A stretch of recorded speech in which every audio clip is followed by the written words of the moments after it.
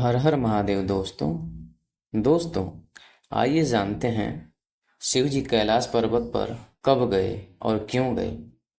दोस्तों, बहुत समय पहले की बात है। हिमालय की गोद में स्थित कैलाश पर्वत एक साधारण पर्वत नहीं, बल्कि दिव्यता का केंद्र और भगवान शिव का सनातन धाम माना जाता है। पुराणों में वर्णित है कि सृष्टि के प्रारंभिक समय में जब सृष्टिकर्ता ब्रह्मा जी ने ब्रह्मांड की रचना की, तब शिव जी स्वयं उस धरा पर अपने निवास के लिए एक दिव्य स्थान की खोज करने लगे। वे ऐसा स्थान चाहते थे जहां शांति, तपस्या और आध्यात्मिक ऊर्जा का संगम हो। दोस्तों, बहुत समय तक ध्यान करने के बाद उनकी दृष्टि हिमालय की ओर गई। हिमालय पर्वत जो स्थिरता, शुद्धता और तप का प्रतीक है, शिव जी को अत्यंत प्रिय लगा। हिमालय के मध्य में स्थित कैलाश पर्वत शिखर हिम से आच्छादित था, जिसकी छटा स्वर्ग लोक से भी अद्भुत दिखाई देती थी। वहां ना कोई भीड़ थी, ना ही कोई विकार, बस शांति और पवित्रता का साम्राज्य था। दोस्तों, जब भगवान विष्णु ने शिव जी से पूछा कि हे महादेव, आप सृष्टि के किस भाग में निवास करेंगे, तब भोलेनाथ ने मुस्कुराकर उत्तर दिया, जहां तप और धर्म की गूंज हो, जहां निष्प्रियता और वैराग्य का वास हो, वहीं मेरा धाम होगा। यह कैलाश पर्वत मेरे लिए सर्वश्रेष्ठ है। शिव जी अपने गणों, योगियों और नंदी के साथ कैलाश पर्वत पर विराजमान हो गए। उनकी अर्धांगिनी माता पार्वती भी उनके साथ वहां आकर बसी। तभी से कैलाश पर्वत शिवलोक का प्रतीक और दिव्य निवास कहलाने लगा। कैलाश पर्वत पर शिव जी ने अनेक युगों तक समाधि लगाई।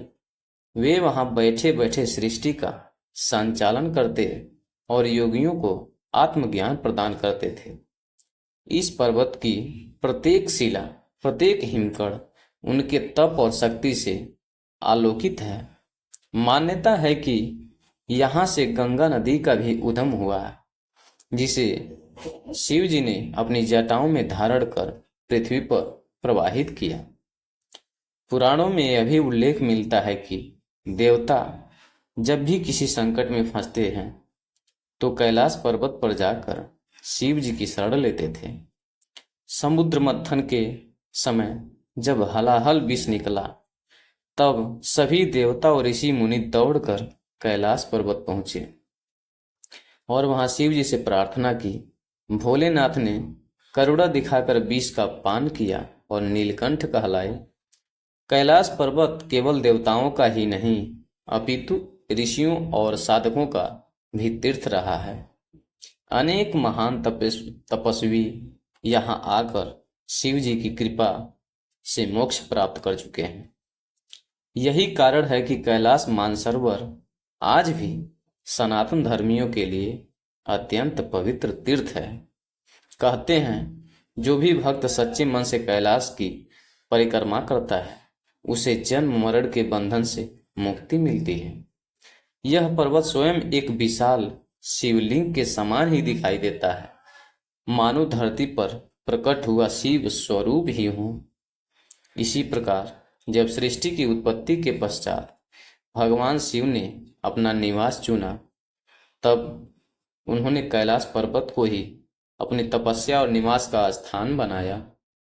तभी से यह पर्वत शिवलोक का प्रतीक माना जाता है और आज भी अदृश्य रूप में शिव जी ही वहीं वास करते हैं। धन्यवाद दोस्तों। दोस्तों, तो आप जान गए होंगे इस वीडियो में कि शिव जी कैलाश पर्वत पर कब गए और क्यों गए। धन्यवाद दोस्तों।